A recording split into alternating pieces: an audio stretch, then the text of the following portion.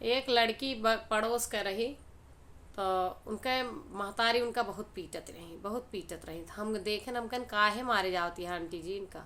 अब लड़के बड़ा हो जाते बराबर हो जाते, तो हाथ पैर ना चलाओ चाहे उनके ऊपर, नहीं कहूँ उलट के वो कुछ कह दें, जबान से कुछ कह दें तो आपके जो ना है अपमान हो जाए, बेइज्जती हो जाए।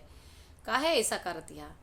कहीं तू ना जनतु बहनी, हम कन का हो गया कहीं ये बार बार जब इनके घरे से ही छूट मिली है कि जैसे तू एक बार प्यार करा वही से शादी ब्याह कैला, बार बार ही ड्रामा ना कर, आज वह लड़किया के साथे परसों लड़किया के साथे ई सब ना करा।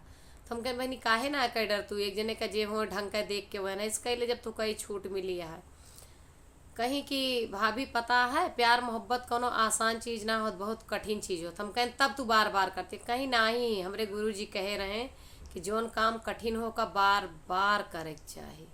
हम सुन के हैरान।